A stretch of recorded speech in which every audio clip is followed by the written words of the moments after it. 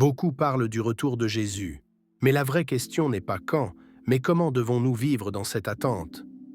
Aujourd'hui, je vais partager 7 conseils bibliques pour être prêt, rester fort dans la foi et vivre dans l'espérance. Partout dans le monde, nous voyons des signes qui rappellent les paroles de Jésus. Les guerres, les tensions entre nations, les catastrophes naturelles et même la vitesse de diffusion de l'Évangile. Tout semble se dérouler comme dans la Bible. Nous vivons une époque où la technologie permet à l'Évangile d'atteindre chaque coin de la planète, où les crises économiques et les injustices révèlent la fragilité de notre monde et où l'homme semble souvent perdre le contrôle de son destin. La Bible nous a prévenus. Ces signes sont des rappels que le retour de Jésus approche. Mais comment réagir face à ces réalités? Faut-il vivre dans la peur ou dans l'espérance et la préparation? C'est exactement ce que nous allons découvrir avec ces 7 conseils pratiques pour attendre le retour du Christ. Sans plus tarder, passons au premier conseil, restez vigilants. Jésus nous a avertis. Veillez donc, puisque vous ne savez pas quel jour votre Seigneur viendra. Matthieu 24, 42. Vigilant signifie garder notre esprit et notre cœur ouverts à Dieu, ne pas se laisser endormir par la routine ou le monde. Exemple pratique, commencer et finir la journée par un moment de prière, méditer la parole, réfléchir à nos actions et pensées. 2. Reconnaître les distractions du monde. Les médias, le stress, le matérialisme peuvent nous détourner de l'essentiel. Être vigilant, c'est discerner ce qui nourrit notre foi et ce qui l'affaiblit. 3. Vigilance dans nos relations et actions. Observez comment nous traitons les autres. Amour, pardon, patience. Un chrétien vigilant est attentif à sa façon d'agir et cherche à refléter le caractère de Christ dans ses décisions quotidiennes. 4 exemples bibliques de vigilance. Les paraboles de Jésus sur les serviteurs fidèles, Matthieu 24, 45, 50 et 1. Ceux qui restent attentifs sont récompensés. L'histoire de Noé, il a construit l'arche avant le déluge, préparé et attentif au plan de Dieu. Conseil pratique. Pour vous, aujourd'hui, fais un petit pas concret pour ta vigilance. Choisis un moment de la journée pour prier et réfléchir sur ta marche avec Dieu. Note une chose que tu peux améliorer et fais-en un petit engagement quotidien. La vigilance commence par ces gestes simples. Le deuxième conseil va nous montrer comment vivre dans la sainteté, pour être prêt spirituellement et moralement au retour de Jésus. Passons maintenant au deuxième conseil, vivre dans la sainteté. La Bible nous dit, puisque tout cela est en voie de dissolution, combien votre conduite et votre piété doivent être saintes. 2 Pierre 3, 11. Comprendre la sainteté. La sainteté n'est pas la perfection, mais une vie orientée vers Dieu. Cela signifie aligner nos pensées, paroles et actions avec les principes bibliques. Choisir ce qui nous rapproche de Dieu.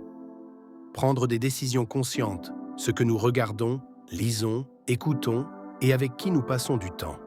Exemple, éviter les comportements destructeurs, cultiver la prière, l'étude de la Bible et les bonnes habitudes spirituelles. Éviter ce qui nous éloigne de Dieu. La sainteté implique de dire non aux tentations qui nous éloignent de notre foi. Mensonges, jalousie, colère excessive, orgueil. Illustration, imagine que ta vie est un jardin. Chaque pensée ou action qui s'éloigne de Dieu est comme une mauvaise herbe à enlever pour que la lumière entre. Exemple biblique Daniel.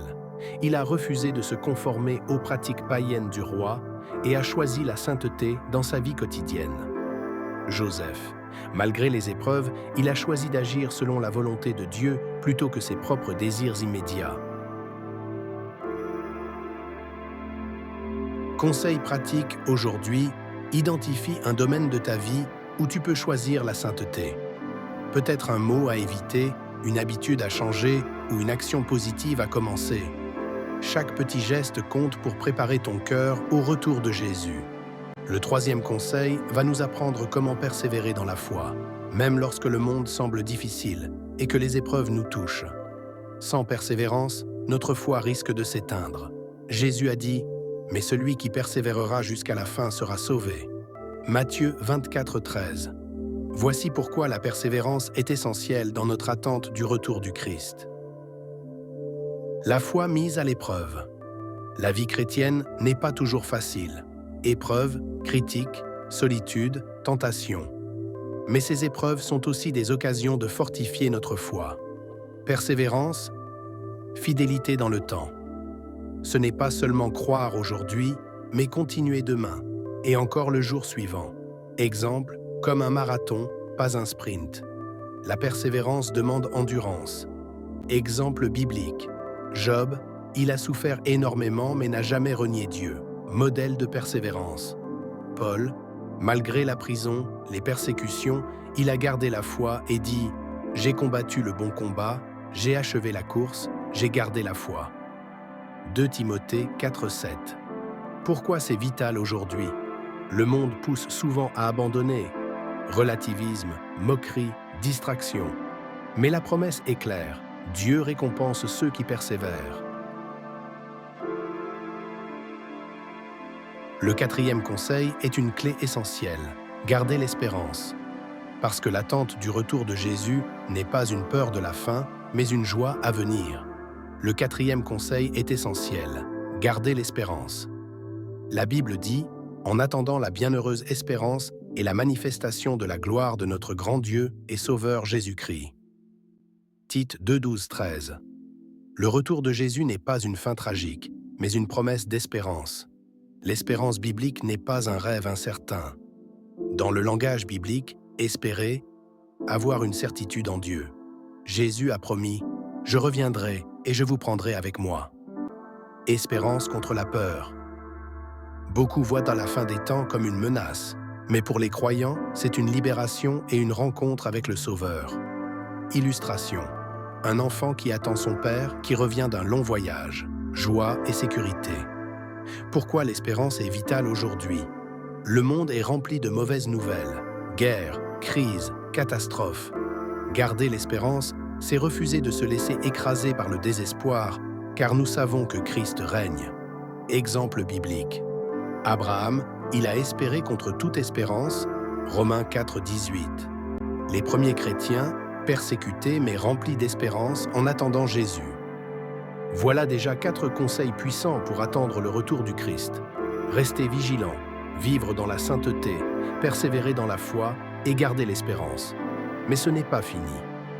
Dans la suite, nous verrons encore d'autres conseils essentiels qui vont transformer notre manière de vivre chaque jour dans l'attente de Jésus. Alors, reste connecté. Abonne-toi si ce n'est pas encore fait et prépare ton cœur, car la suite arrive bientôt.